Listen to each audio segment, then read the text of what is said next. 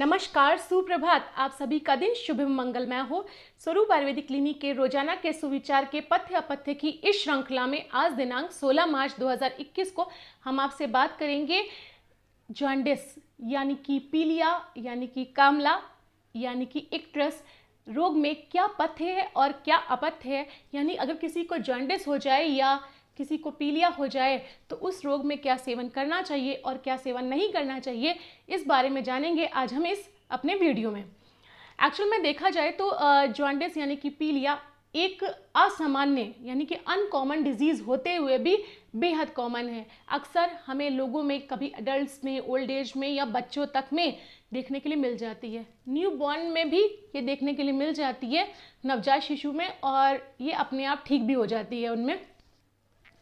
और इसके लिए क्योंकि कोई पर्टिकुलर ट्रीटमेंट नहीं बना हुआ होता कि जैसे किसी को फीवर आ गया, किसी को पेट दर्द हो गया या किसी को कोई और रोग हो गया तो हमने पर्टिकुलर उस चीज़ का ट्रीटमेंट दे दिया। इस रोग के लिए कोई पर्टिकुलर एग्जैक्ट ट्रीटमेंट नहीं बना है।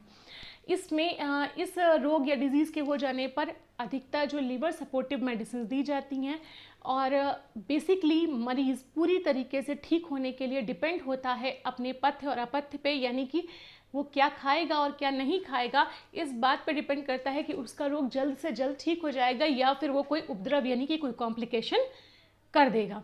तो आज हम इसी के बारे में जानेंगे कि हमें क्या सेवन करना चाहिए और क्या सेवन नहीं करना चाहिए। एक्चुअल में जॉन्डिस होता क्या है, सबसे पहले तो हम ये जानते हैं।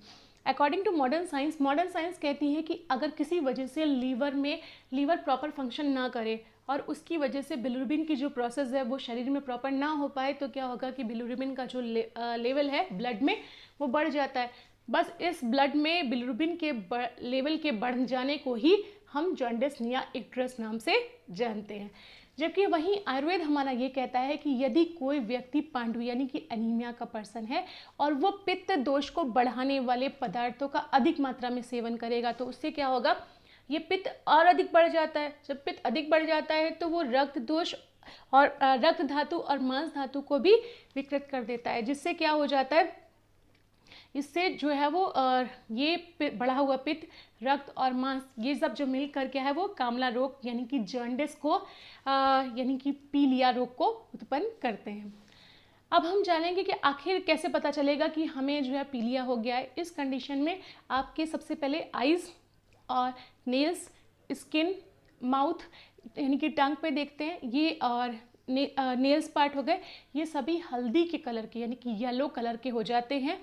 यूरिन और stool blood mixed yellow colour जो होता है, यूरिन और स्टूल का ध्यान रखिएगा, यूरिन और stool blood mixed red colour मतलब येलो कलर का होने लगता है और रोगी का जो कॉम्प्लेक्शन है वो येलो हो जाता है। इसे बर्निंग सेंसेशन रहती है, डाइजेशन प्रॉपर नहीं होता, अपच रहेगा, दुर्बल हो जाएगा मरीज़ और शरीर बिल्कुल जैसे लेथार्जिक होता है वैसी फीलिंग आने लगेगी, ताकत नहीं रहेगी और ये सारे अरुचि होगी खाने में। ये सारे लक्षण हमें जो है वो पेशेंट में देखने को मिल जाते हैं और हम फिर उस कंडीशन में कंफर्म करने के लिए पहले हम सिम्टम्स तो कंफर्म कर ही लेते हैं, फिर इसके जो है वो लीवर फंक्शन टेस्ट कराया जाता है जिससे कंफर्म हो जाता है कि उसे मरीज़ को पीलिया रोग हुआ है। अब हम जानेंगे कि आखिर इस कंडीशन में क्या सेवन नहीं करना चाहिए और क्या सेवन करना चाहिए।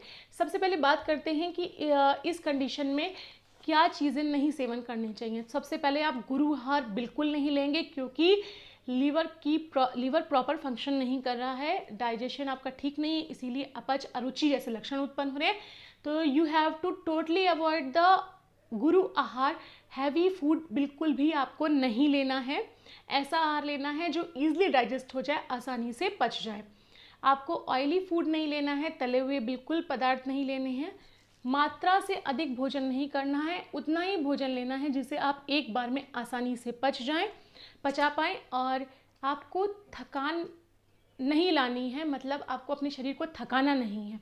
और आपको जो है वो कोशिश करिए कि उबले हुए पानी का यूज़ करना है, बिना उबले पानी का इस्तेमाल ना करिए। ये तो हो गई वो चीज़ें जो आपको इसमें नहीं करनी है। अब हम बात करते हैं कि किन किन चीज़ों का हमें सेवन करना चाहिए। सबसे पहले लघु आहार यानी कि लाइट फूड लेना है आपको, बिल्कुल हल्का भोजन जो सुपाच्य हो, आसानी से पच जाए। और आपको लेना है उबला पानी, उबाला हुआ पानी आप रखकर उसका इस्तेमाल कीजिए। इस कंडीशन में बेहद फ़ायदेमंद होते हैं विभिन्न प्रकार के स्वरस, जैसे कि त्रिफला का क्वाथ या फिर गिलोय का स्वरस या फिर नीम के पत्तों का जो रस निकाल के उसमें शहद मिलाकर इसे सुबह में सेवन करने से जॉन्डिस रोग बहुत जल्दी ठीक हो जाता है। और इसमें जो है वो ताज़े फलों का रस जो है अधिक मात्रा में देना चाहिए, ये बेहद ज़्यादा फ़ायदेमंद होता है। मिश्री, चीनी और जैसे बताशे या ग्लूकोज़, इनका सेवन अधिक मात्रा में करिए, ये आपके लिए बेहद फ़ायदेमंद रहेगा।